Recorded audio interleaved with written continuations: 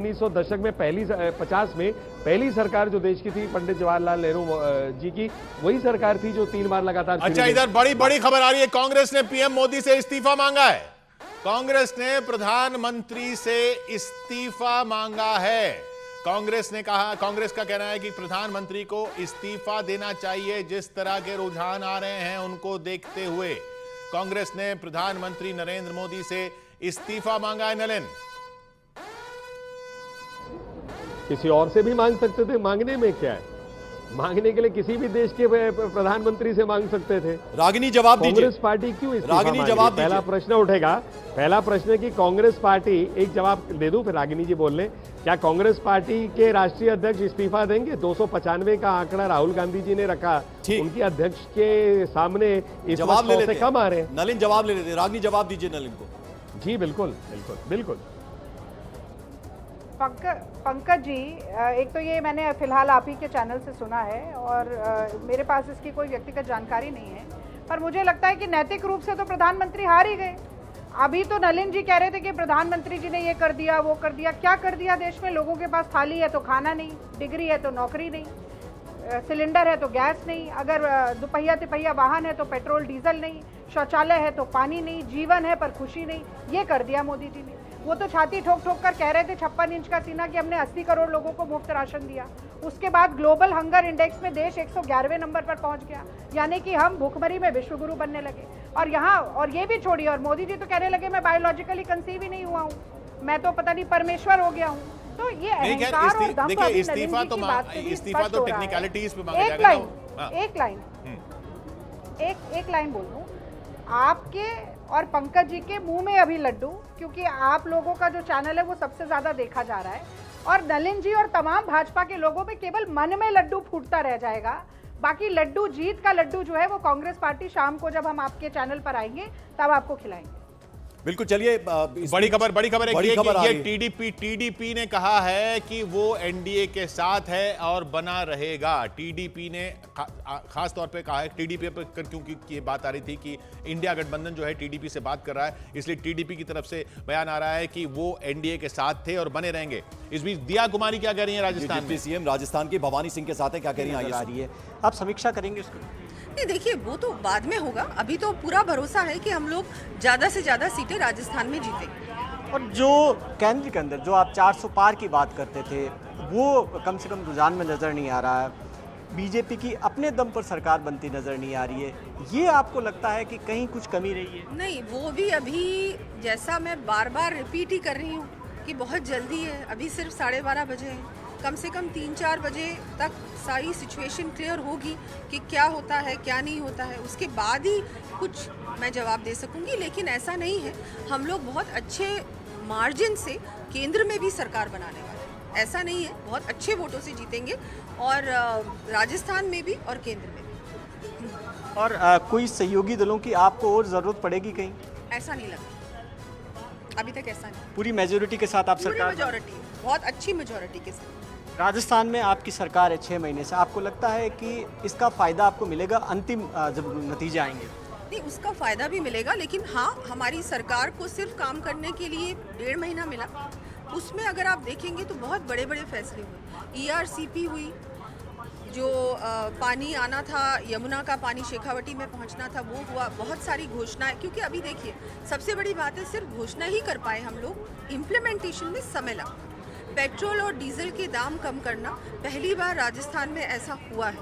ये सिर्फ पेट्रोल और डीजल के दाम कम नहीं हुए, हर चीज़ का दाम कम होगा। अब जैसे घरेलू वस्तु हैं, सब्जियां हैं, बाकी चीज़ें हैं, सब कुछ कम हो जाएंगी। इन सब चीज़ों का इम्पैक्ट आएगा, लेकिन वो इम्पैक्ट धीरे धीरे महसूस होता है। इमीडिएटली तो 1.5 महीने में आप क्या कर सकते हैं। लेकिन मुझे लगता है कि भजन लाल जी ने इतने बड़े बड़े काम किए, जो कि हम लोग सिर्फ बातें करते थे। कांग्रेस ने बातें की लेकिन किया कभी नहीं। ये लेकिन राजस्थान में नुकसान तो है, और अच्छा खासा नुकसान है। पिछली बार स्वीप था लोकसभा में, और दिया कुमारी कह रही हैं कि अभी काम करने का ज़्यादा टाइम नहीं मिला। हालांकि काफ़ी अच्छा मुकाबला रहा था असेंबली इलेक्शन में भी, लेकिन 14-11 का स्कोर चल रहा है। 11 सीटें राजस्थान में कांग्रेस लेके आ रही है या और अगर आपकी सरकार नहीं है वहां पर और अगर इतनी सीटें ला रही है तो ये एक अचीवमेंट है जरूर कांग्रेस के लिए। हमारे साथ कांग्रेस की प्रवक्ता सुप्रिया श्रीनेत इस वक्त जुड़ रही हैं। सुप्रिया जी, स्वागत आपका न्यूज़ 18 इंडिया पर। आज जो अभी नंबर्स दिख रहे हैं अभी 229 इंडिया के, आपका रिएक्शन? जी हाँ, आपको मेरा नमस्कार, आपके माध्यम से आपके व्यूअर्स को भी मेरा सादर प्रणाम। मुझे लगता है कि ये बहुत निर्णायक चुनाव था और इसकी कुछ बहुत बड़ी बड़ी हेडलाइंस हैं।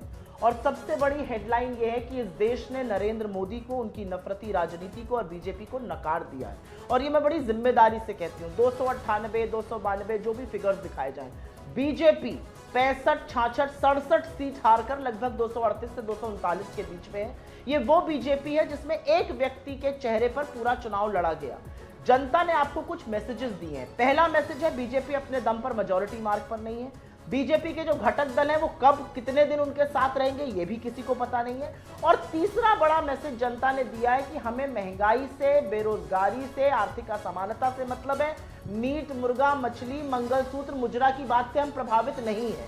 और सबसे बड़ा संदेश देश की जनता ने दिया है कि एक वो नेता जो कन्याकुमारी से कश्मीर तक चलता है, जो मणिपुर से मुंबई तक चलता है, जो इस संविधान की रक्षा के लिए कहता है अपने प्राण की आहुति दे दूंगा, उसको जनता ने नवाजा है।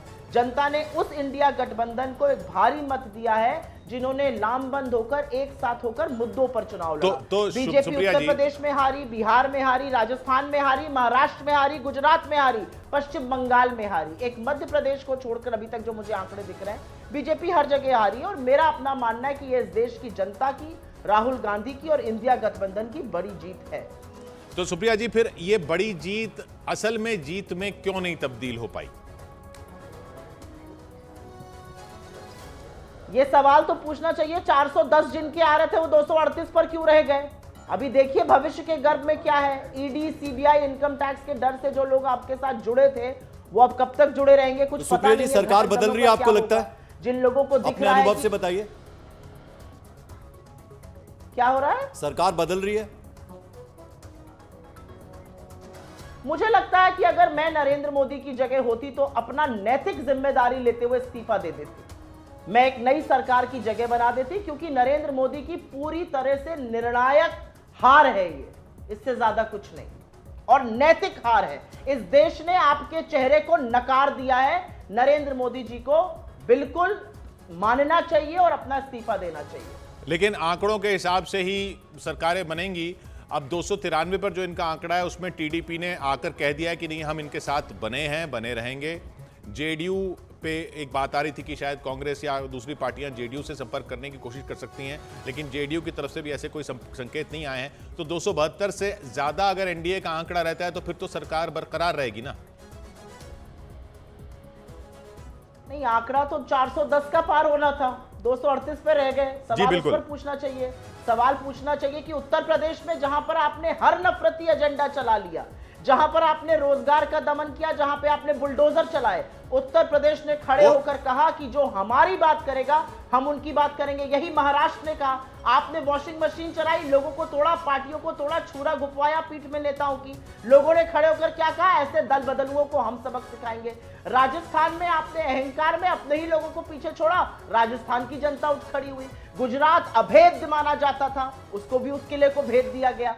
तो मेरा अपना मानना है बहुत बड़ी बड़ी हेडलाइन है, लेकिन मैं जितनी अपनी लॉस में उतनी ही अपनी विक्ट्री में ग्रेशियस होना चाहती हूँ। मुझे लगता है इस देश का संविधान, इस देश का लोकतंत्र, इस देश में प्यार मोहब्बत बनी रहे, वो कायम होना जरूरी। नलिन, देखिए, नेता जब कैंपेनिंग के दौरान बातें बोलते हैं, बयान देते हैं, वो उसमें थोड़ा बढ़ चढ़ कर भी बयान देते हैं। जब अखिलेश यादव से पूछा गया तो उन्होंने कहा कि 79 सीट्स इंडिया गठबंधन की आ रही है और एक पे फाइट है। उतना तो नहीं हुआ, लेकिन शानदार परफॉर्मेंस दिख रहा है अभी तक। क्या कहेंगे आप? मैंने ना सुप्रिया जी की सारी बातें बहुत ध्यान से सुनी और सुप्रिया जी ने नैतिकता की बात की और कहा कि मैं नैतिकता पे, अगर मैं नरेंद्र मोदी जी की जगह होती तो मैं इस्तीफा देती। तो क्योंकि नैतिकता की बात है, सुप्रिया जी कांग्रेस में है, बीजेपी नहीं है, तो थोड़ी नैतिकता कांग्रेस की तरफ हम लोग देख लेते हैं। वहाँ जरूर सुप्रिया जी अपने नेता को नैतिकता का पाठ पढ़ा सकती हैं, राहुल गांधी जी को। उन्होंने कहा कि लोकतंत्र खतरे में है। उन्होंने कहा ईवीएम और ये चुनाव आयोग जो है पिट्ठू है भाजपा के। आज मुझे लगता है माफी मांगनी चाहिए राहुल गांधी जी और कांग्रेस पार्टी को कि उन्होंने चुनाव आयोग से पहले माफी मांगे, भारत की जनता से माफी मांगे, ईवीएम पे गलत जो बातें कही है उसके लिए माफी मांगे। कौन सी ईवीएम गलत है? अगर आज कांग्रेस पार्टी और बाकियों को कई जगह वोट मिल रहे हैं और जीत रहे हैं, मतलब आज वो संख्या पे नहीं पहुंचे 272, लेकिन जीत तो मिल रही है कई जगह।